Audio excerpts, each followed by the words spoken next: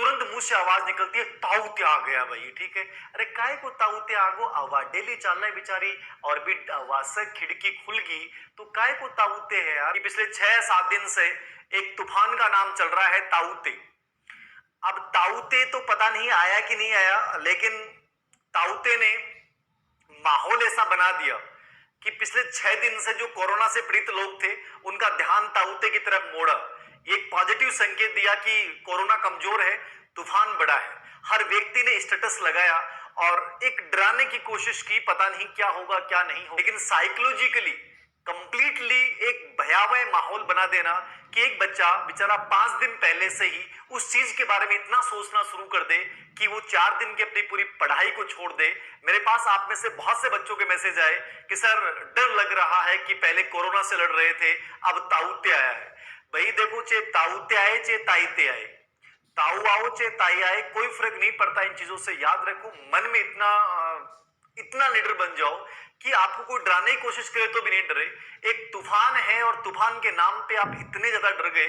सावधानियां हमें जरूरी हैं, लेकिन 4 दिन से आप लोग यदि पढ़ाई नहीं कर पा रहे हैं तो कहीं ना कहीं बेहद कमजोर इंसान है, आप सोशल मीडिया के जाल में फंस चुके हैं। ओम प्रकाश जी चौधरी बायुतू से, बाड़मेर से, उनका एक प्रश्न था कि सर मैं एक बार रिवीजन कर चुका हूं, एक बार किताबें पढ़ चुका हूं, अब मैं कितनी बार और पढ़ूं ताकि मेरा एक सिलेक्शन हो जाए, मेरी एक सीट पक्की हो जाए। देखिए ओम प्रकाश जी, आपने 2 सवाल मेरे से पूछे हैं टाइम मैनेजमेंट को लेकर कि मेरा सर टाइम मैनेजमेंट नहीं हो रहा है पिछले 15 दिन से, और मैं कितनी बार पढ़ूं कि मेरा सिलेक्शन हो जाए, मेरी एक सीट कंफर्म हो जाए। ये याद रखिएगा, ये सवाल किसी को किसी से पूछने की आवश्यकता नहीं है। जिस दिन आप पढ़ते पढ़ते आपके दिमाग में कॉन्फिडेंस आ गया कि मुझे एक चीज याद है और मैं बहुत बेहतर कर सकता हूं, उस दिन याद रखिएगा कि आपके सिलेक्शन की सीट पूरी हो चुकी है। अब वो कितनी बार रिवीजन से कॉन्फिडेंस आता है, वो हो सकता है कि 2 बार रिवीजन से आ जाए, वो हो सकता है 5 बार रिवीजन से आ जाए, वो हो सकता है 10 बार रिवीजन से आ जाए। जितना बेटर आप पढ़ सकते हो, जितनी बार आप रिवीजन कर सकते हो, आपको करना चाहिए। यानी सिलेक्शन जो है वो कितनी बार पढ़ा है उससे ज्यादा महत्वपूर्ण ये है कि पढ़ने के बाद आप में कॉन्फिडेंस कितना आया है। और जिस दिन आप में कॉन्फिडेंस आ जाए कि मेरे को साइकोलॉजी बहुत अच्छे से हो गई, अदर सब्जेक्ट बहुत अच्छे से हो गए और अब मुझे कोई डर नहीं है, मैं कैसा भी पेपर बन जाए मैं आराम से कर दूंगा, तो मेन जो चीज है ओम प्रकाश जी, आपके सवाल का जवाब यही है कि कॉन्फिडेंस कितने रिवीजन में क्रिएट होता है उसके ऊपर आपको फोकस करना है। तो जितनी बार आप पढ़ सकते हैं उतना पढ़िए। रही बात टाइम मैनेजमेंट की, टाइम मैनेजमेंट मैंने पहले भी एक वीडियो बनाया था। हमेशा याद रखना कि टाइम मैनेजमेंट कब बनता है और कब खराब होता है, जब हम कहीं ना कहीं हमारी प्रायोरिटी चेंज होती है। जब बच्चे की प्रायोरिटी चेंज होती है तो टाइम मैनेजमेंट खराब होता है। और इस समय रिट के बच्चों का लगभग का टाइम मैनेजमेंट खराब क्यों है? क्योंकि आपने प्रेशर, पढ़ाई के प्रेशर से ज्यादा प्रेशर आपने कोरोना का ले लिया, फिर ये ताऊ आ गया, इस ताऊ का ले लिया आपने, ठीक है, और फिर भविष्य में कोई ना कोई ताई आ जाएगी तो उसका ले लोगे, मतलब तूफान आ जाएंगे ना, मतलब कहने का मतलब ये। तो ये इन तूफानों के नाम पर या कोरोना का जो प्रेशर था वो आपके ऊपर इतना हावी हो गया कि आपके जो पढ़ाई का मैनेजमेंट होना चाहिए था वो बिगड़ चुका है। और टाइम मैनेजमेंट का बहुत सिंपल सा फार्मूला है। टाइम मैनेजमेंट ये कहता है कि चाहे कोई भी व्यक्ति हो, चाहे मजदूर हो, चाहे वो स्टूडेंट हो, चाहे वो बिजनेसमैन हो, सबके पास 24 घंटे होते हैं।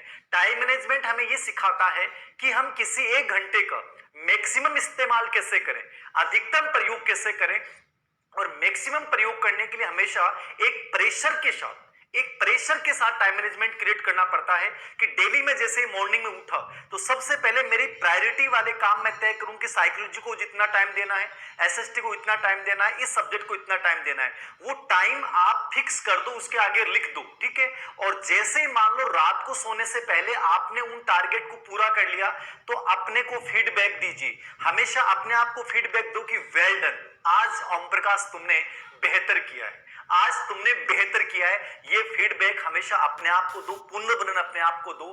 डेली टारगेट तय कीजिए, प्रायोरिटी तय कीजिए, टू द लिस्ट काम कीजिए कि आज मुझे कौन से सब्जेक्ट में कौन कौन से चैप्टर तैयार करने हैं, और कोशिश करें कि जो समय सीमा आपने तय की है उस समय सीमा में उनको प्राप्त करने की कोशिश करें।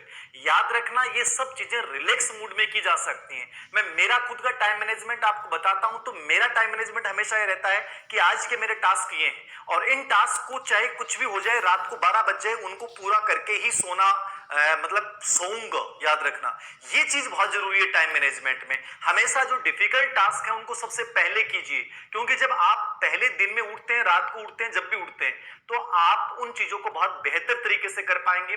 तीसरी चीज ये है कि टू द लिस्ट के अकॉर्डिंग कार्य कीजिए, और चौथी चीज है हमेशा अपने आप को उत्साहित रखिए, और पांचवी चीज ये है कि अपने आप को पॉजिटिव फीडबैक दीजिए कि मैं बहुत बेहतर कर रहा हूं, मैं बहुत बेहतर कर रहा हूं। सोशल मीडिया और व्हाट्सएप, फोन, इनको मैक्सिमम टाइम यदि आप एयरप्लेन मोड पे रखते हैं तो आपका टाइम मैनेजमेंट कभी भी खराब नहीं होगा, क्योंकि टाइम मैनेजमेंट खराब होने के पीछे रीजन होता है सोशल मीडिया, चाहे वो ताऊते तूफान है।